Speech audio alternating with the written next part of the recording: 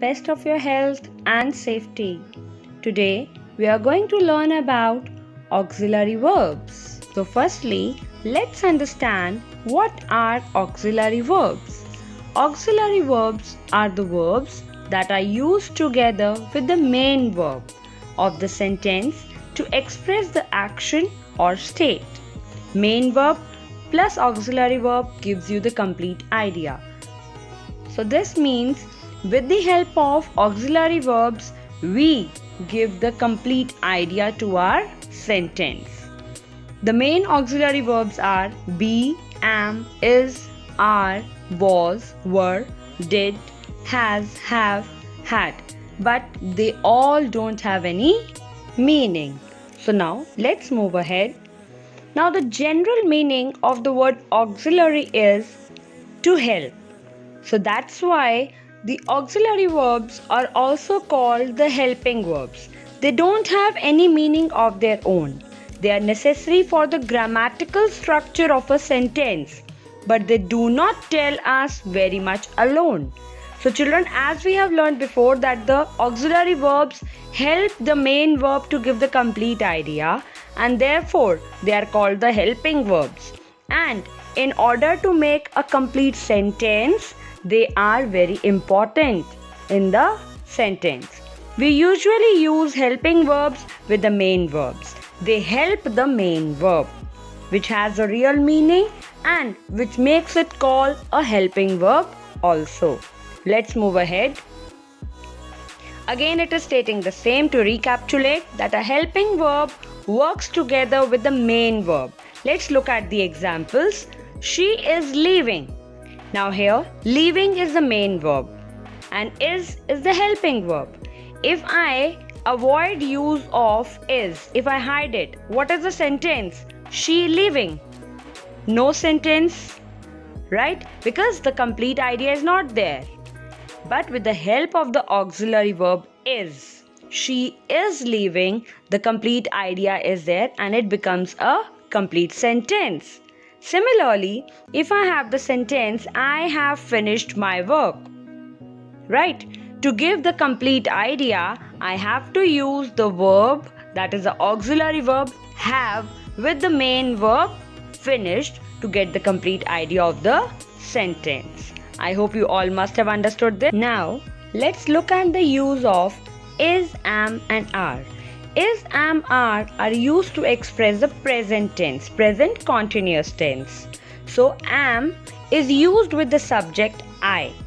Is used with the subject he, she, it or any singular. And are is used with the subject you, we, they or any plural. Let's look at the examples. Am. I am sorry for what I have done. I am.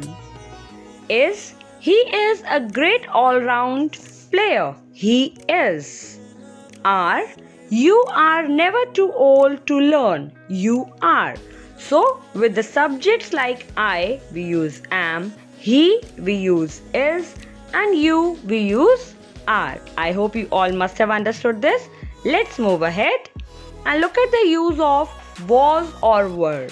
These two are used to express the past continuous tense, and was is used with the singulars and the subjects like I, he, she or it, and were is used with the plural subjects and the subjects like you, we or they.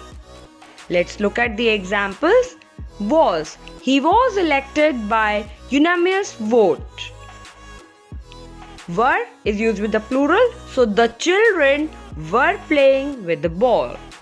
I hope this must be clear to you. Let's move ahead and look at the use of will or shall. Now, this is very important to understand that shall is the auxiliary verb which is only and only used with I and we. Either you can use it with we or with the subject I.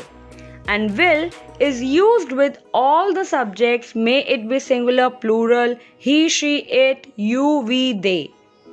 With all of them, the will is used, and these two are used to express the future tense. Now, let's look at the use of has or have. Has is used with he, she or it. That means all the singular subjects use the auxiliary verb has.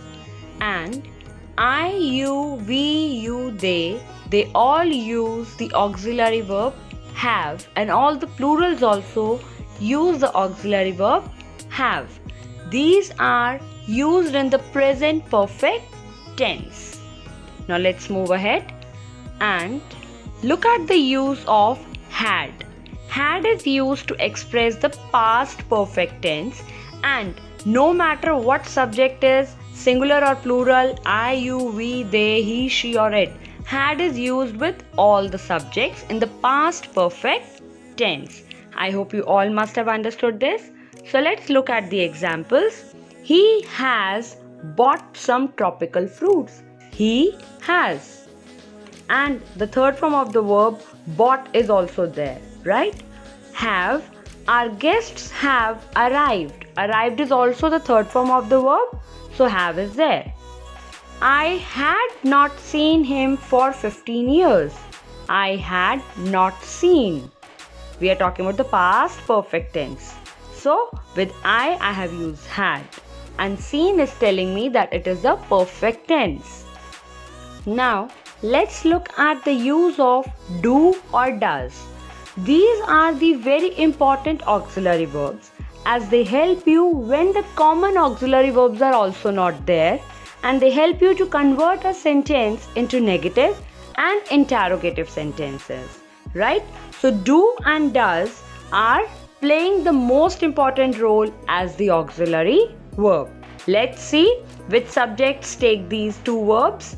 I, we, you, they, and the plurals take the auxiliary verb do, and all the singulars he, she and it take the auxiliary verb does in the present tense. They both express the present tense. Moving ahead to use of did. Did is used to express the past tense when your auxiliary verb, the common auxiliary verb, is also not there, and irrespective of singular or plural, they are used with all the subjects. May it be I, you, we, they, he, she, it, singular or plural. Now let's look at the examples. Do. I do not feel like going out tonight. I do not feel, right? Present tense, and no common auxiliary verb is there. Does your job fulfill your expectations? In the first sentence here, it is the negative, and here it's interrogative. As I told you that these auxiliary verbs help you to convert the sentences into negative and interrogative. So does your job fulfill your expectations? Does your job fulfill? This is in the present tense, and it is asking a question where the common auxiliary verb is missing. Then is your did. Did you have a nice holiday? Here again it is a past tense. Common auxiliary verb is not there, and it is an interrogative sentence. I hope you all must have understood the common auxiliary verbs and do, did and does and their uses. Thank you.